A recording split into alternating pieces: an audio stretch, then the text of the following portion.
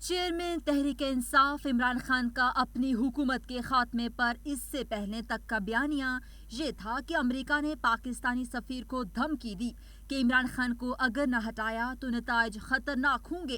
اقتدار سے محرومی کے بعد عمران خان نے جلسے میں امریکی خط بھی لہرایا۔